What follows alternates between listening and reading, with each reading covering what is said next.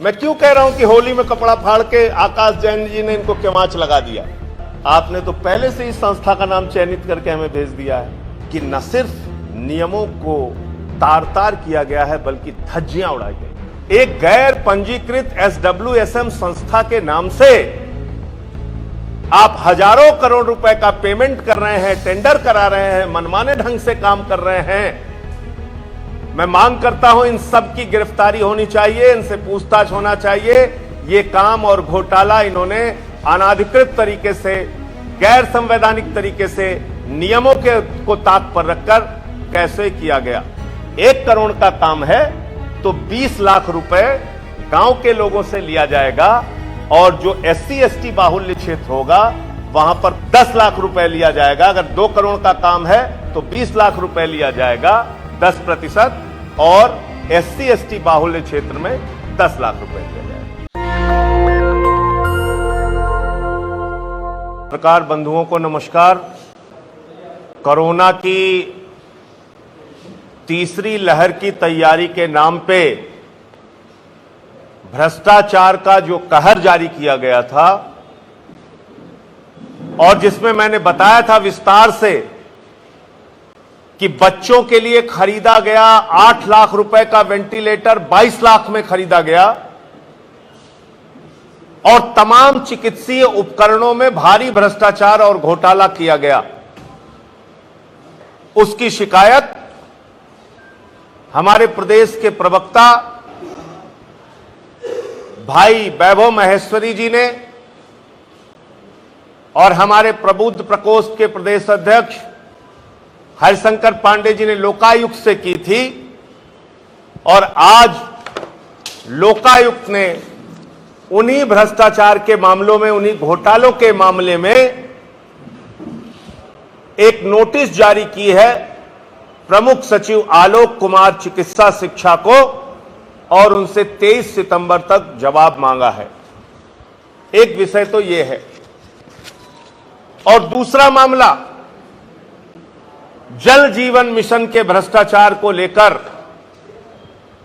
जो मैंने आरोप लगाए थे और कहा था कि यह NRHM से बड़ा महाघोटाला है, उसमें आज और कुछ चौंकाने वाले तथ्य सामने आए हैं जिसको सुनकर आप हैरान हो जाएंगे, जिसको सुनकर आपको यकीन नहीं होगा कि हजारों करोड़ का यह भ्रष्टाचार का खेल कैसे हो रहा है।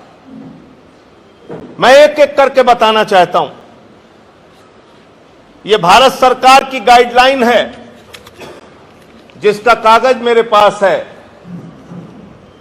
और जिसमें कहा गया है कि SWSM ये एक रजिस्टर्ड संस्था होनी चाहिए। यह भारत सरकार की गाइडलाइन है, मेरे घर में नहीं तैयार हुई। दूसरा, इसी गाइडलाइन को आगे देखते हुए हरियाणा के अंदर जो SWSM संस्था बनी उसका बाकायदा पंजीकरण कराया गया है, वो रजिस्टर्ड कराया गया है SWSM को और इसका पंचकुला का एड्रेस भी दिया गया है। ये कागज भी आप चेक कर सकते हैं।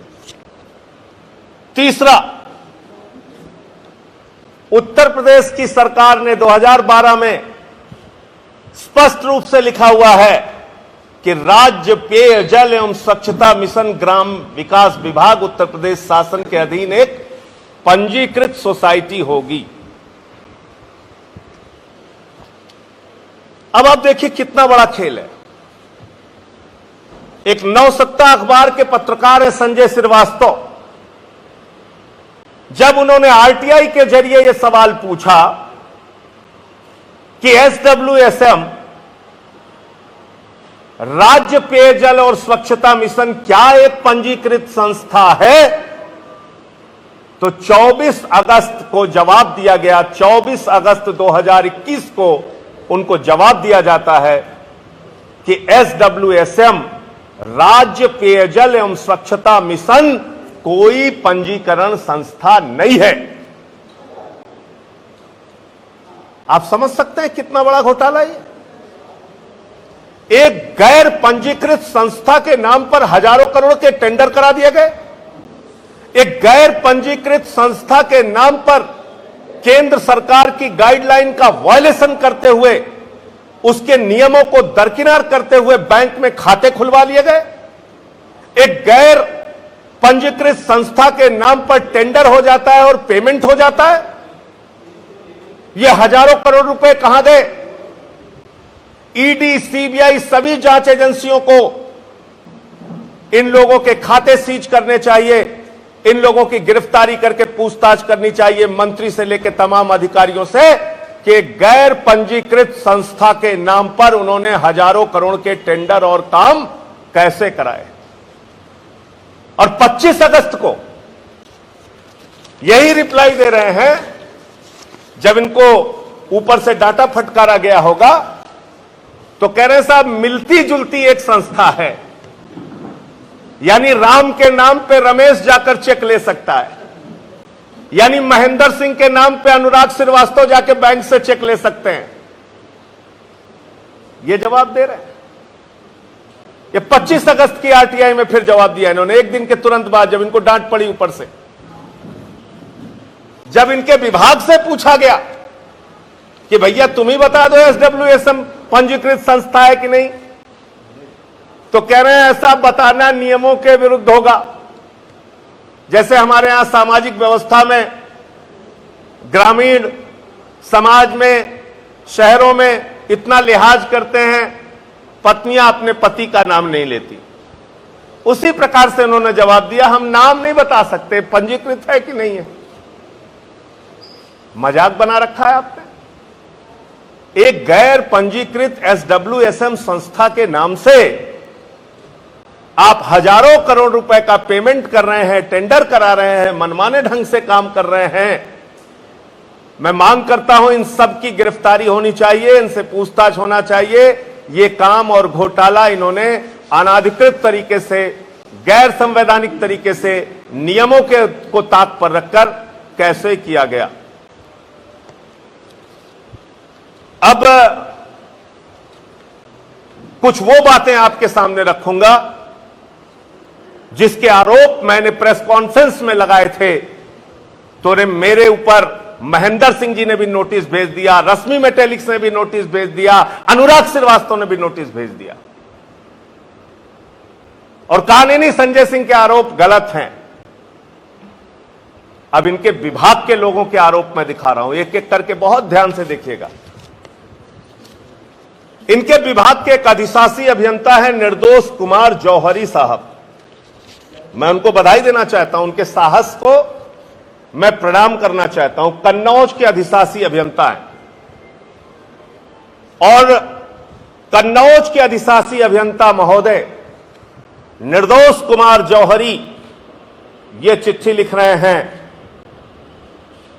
प्रबंध मुख्य अभियंता ग्रामीण, मुख्य अभियंता चीफ इंजीनियर ग्रामीण को ये चिट्ठी लिख रहे हैं और कह रहे हैं कि हैदराबाद की जो कंपनी है एसएमसी इंफ्रास्ट्रक्चर प्राइवेट लिमिटेड, वो 30 से 40% अधिक दरों पर काम करा रही है, और ऐसा करना वित्तीय अनियमितता है। ये मैं नहीं कह रहा हूं, महेंद्र सिंह जी के विभाग के अधिशासी अभियंता कन्नौज के निर्दोष कुमार जौहरी जी चिट्ठी लिख रहे हैं। कब? 18 अगस्त को चिट्ठी लिख रहे हैं। क्या लिख रहे हैं?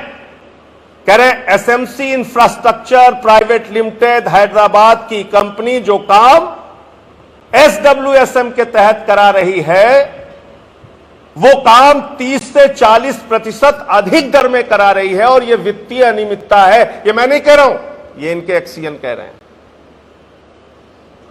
उसके बाद वही एक्सीएन लिख रहे हैं कि हर SMC infrastructure private limited Hyderabad, ये कागज भी मैं अभी आपको दे दूंगा। निर्दोष कुमार जौहरी जी आगे चिट्ठी लिख रहे हैं, 18 अगस्त को ही चिट्ठी लिख रहे हैं कि भाई एक आदेश हुआ था 9 जनवरी 2020 को और उस आदेश में कहा गया था कि कोई भी अधिशासी अभियंता 1 करोड़ रुपए से ज्यादा का एग्रीमेंट अनुबंध नहीं कर सकता। यह कौन लिख रहा है? निर्दोष कुमार जौहरी लिख रहे हैं, अधिशासी अभियंता कन्नौज जल निगम। वो लिख रहे हैं कि भाई 1 करोड़ से ज्यादा का नियम नहीं है, हम अनुबंध नहीं कर सकते। तो आप मुझे जरा समझाइए और बताइए कि हम कैसे अनुबंध कर लें, क्योंकि जितने भी प्रोजेक्ट गांवों में हैं, राज्य पेयजल और स्वच्छता मिशन के घर घर जल पहुंचाने की योजना के, वो तो 1 करोड़ से ज्यादा हैं, 2 करोड़ हैं या उससे भी ज्यादा कहीं कहीं है। तो हम कैसे एग्रीमेंट करें? ये इन्होंने सवाल पूछा एक चिट्ठी के हवाले से, और उस चिट्ठी का हवाला दिया कि साहब ये चिट्ठी तो आपने भेजा था कब? 9 जनवरी 2020 को। संजय सिंह ने जब आरोप लगाया भ्रष्टाचार का, इनके विभाग के अधिकारी ने कह दिया 30 से 40% ज्यादा दाम पे काम कराए जा रहे हैं। और जब इन्होंने एक चिट्ठी का हवाला दिया कि भाई 1 करोड़ से ज्यादा अनुबंध करने का अधिकार हमें नहीं है, तो फिर उसके बाद 2 चिट्ठी जारी होती है। ये दोनों चिट्ठी बड़ी इंटरेस्टिंग है, मजेदार। एक अखंड प्रताप सिंह जी हैं, ये 2 सितंबर को चिट्ठी लिखते हैं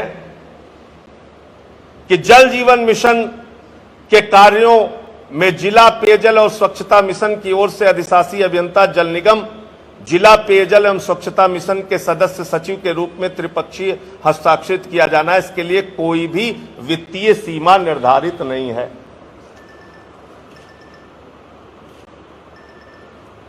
अनुबंध के लिए सीमा निर्धारित हुई 9 जनवरी 2020 को, और जब पत्र लिख के पूछा गया तो अखंड प्रताप सिंह जी जो अधिशासी निदेशक हैं वो कह रहे हैं कि नहीं साहब, कोई वित्तीय सीमा नहीं है।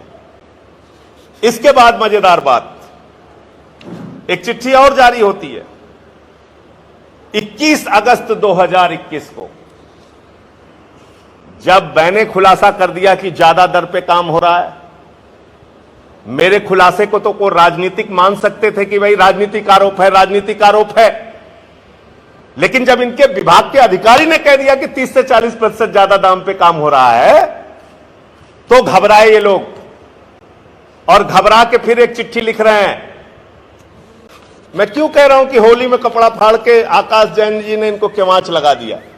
तीसरा पॉइंट, त्रिपक्षीय अनुबंध प्रारंभ संख्या 5 functions and responsibilities of first party के उपबंधु संख्या 15 में उल्लिखित facilitate deployment of NGO BO CVO partners implementation support agency, यानी इंप्लीमेंटेशन सपोर्ट एजेंसी के लिए के अनुसार आईएससी का निर्धारण भी जिला पेयजल और स्वच्छता मिशन के द्वारा किया जाना है, जबकि आपके पत्रांक संख्या 2404 W314 2020-21 25/1/2021 की छाया प्रति संलग्न द्वारा पूर्व में ही जनपद अमरोहा 2 आईएसए क्रमशः महिला उत्थान एवं ग्राम उद्योग विकास समिति और